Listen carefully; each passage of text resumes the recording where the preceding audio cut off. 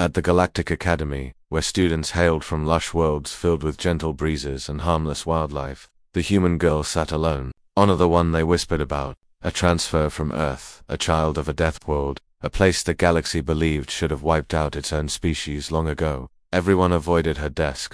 Everyone except Adam, the only other human staying off-planet. He sat beside her with a casual smile, as if he didn't notice the eyes burning into them.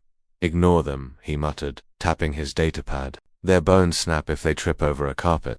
Anna offered a tiny smile back, but her fists stayed clenched under the desk. She didn't like being a spectacle. Humans had fought too hard to be heard to prove they weren't just galactic monsters. When the instructor glided into the room, the walls dimmed and holoscreens lit up. Today's subject, comparative xenophysiology. Professor Calith flicked his frilled ears and scanned the room. Our bodies reflect our worlds, he began. Take, for example, human creatures forged in brutality. Their planet's hazards grant them abnormal capabilities. Stronger bones, redundant organs, dangerous instincts. The projector displayed an image of a human skeleton next to several alien species. Many students snickered. The implication was clear. Humans were primitive brutes shaped by violence. Calith pointed his stylus like a spear. This is why they struggle to adapt to civilized environments.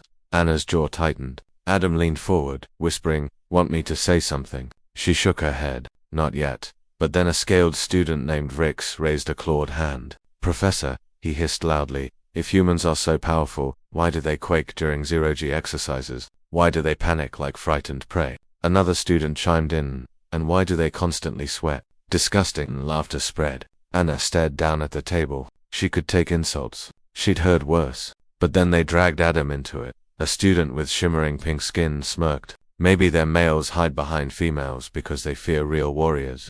Adam rolled his shoulders, eyes narrowing. Professor Calith waved him on. "Let the discussion flow. Humans should be examined critically." Anna straightened. Something old and cold flickered behind her eyes, the survival instinct. Earth carved into every human heartbeat. Rick stood from his seat, towering over them. "Why don't you two show us? Prove to the class you're not as fragile as your reputation."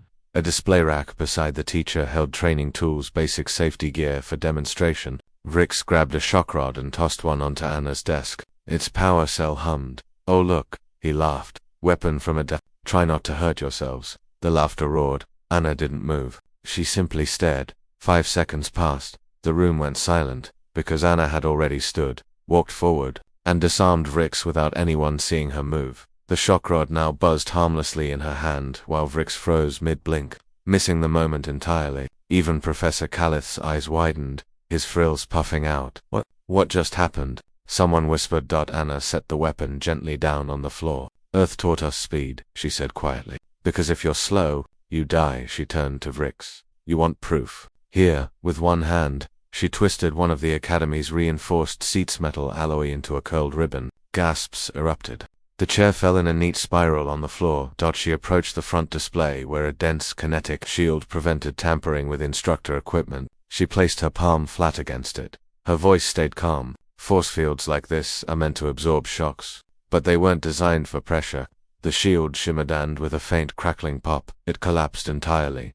The class sat frozen. Many had never seen a force field fail, not without heavy weapons. Anna exhaled slowly and returned to her seat, eyes half-lidded as if the display had bored her. "That was reckless." Rick sputtered, stepping back in fear. Adam finally spoke, grinning. "That was her being polite." The professor tried to regain composure. "Human girl, Anna, this level of aggression was self-defense." Adam cut in. His tone wasn't angry, just firm. "You allowed their mockery. You wanted a demonstration, right? Consider this your data." Calith swallowed hard. Indeed, Anna folded her hands, but her heart still raced. She'd promised herself she wouldn't reveal what humans were truly capable of. Not yet, but when Adam placed a steadying hand on her shoulder, she relaxed. The professor cleared his throat. "Humans appear to have heightened responses to stress. Their reflexes are extraordinary. We now know why predators on their world evolved to be fast."